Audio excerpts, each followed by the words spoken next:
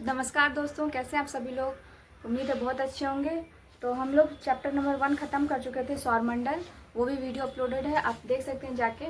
और जैसे कि हम लोग ज्योग्राफी स्टार्ट करें क्लास 6 का पढ़ना स्टार्ट किए, अभी चैप्टर नंबर 1 ख़त्म हो गया और चैप्टर 2 है आज, जो कि है ग्लोब, अक्षांश और देशांतर रेखा के बारे में। तो स्टार्ट करते हैं, जो कि चैप्टर नंबर 2 है। ये आप देख सकते हैं, ग्लोब, अक्षांश और देशांतर रेखा के बारे में आज हम पढ़ेंगे।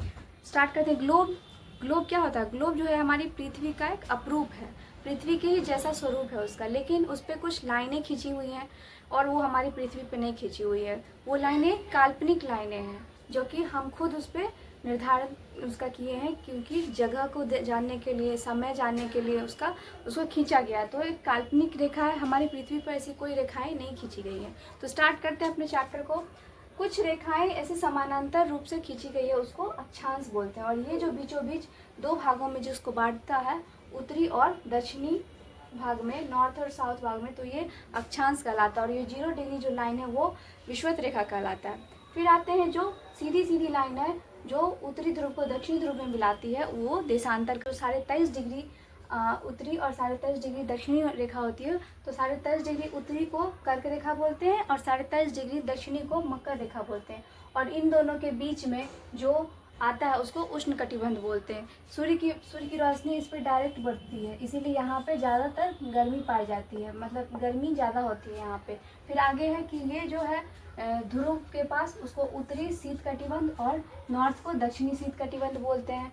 फिर आगे है कि सबसे बड़ा अक्षांश कौन सा है। सबसे बड़ा अक्षांश है विषुवत रेखा, जो कि बीचों बीच दो भागों में बांटता है पृथ्वी को। फिर 0 डिग्री पर सबसे बड़ा दिन और 0 डिग्री अक्षांश पर दिन और रात बराबर होते हैं, यानी कि 12 घंटा का दिन और 12 घंटा का रात होता है। उसको विषुव बोलते हैं। भूमध्य, एक फैक्ट है कि भूमध्य रेखीय देश, कौन कौन से देश हैं जो इस भूमध्य रेखा पर आते हैं। तो इक्वाडोर, कोलंबिया, ब्राज़ील, साउथ हो गए, Principe, Gabon, Congo Republic, Uganda, Kenya, Somalia, Maldives, Indonesia और किर्गिस्तान। ये सारे देश जो हैं वो भूमध्य रेखा पर आते हैं। आगे विषुवत रेखा 111.32 किलोमीटर, इसकी विषुवत रेखा का बीच का लंबाई 111.32 किलोमीटर है। प्रमुख मध्याह्न रेखा, जो कि लंदन के ग्रीनविच से गुजरता है। भारत जो है 5.5 घंटा इससे आगे है। प्रमुख यमोत्तर जो है वो 0 डिग्री को बोलते हैं प्रमुख यमोत्तर। पृथ्वी एक चक्कर लगाने में, पृथ्वी का एक चक्कर में 360 डिग्री, पृथ्वी एक चक्कर लगाती है 360 डिग्री घंटे, 24 घंटे में एक चक्कर लगाती है, यानी कि एक चक्कर 24 घंटे में लगाएगा तो कितना घूमेगा, 360 डिग्री। एक घंटा यानी कि 360 बटे अगर निकालेंगे हम, एक घंटा में कितना डिग्री घूमा, तो 15 डिग्री।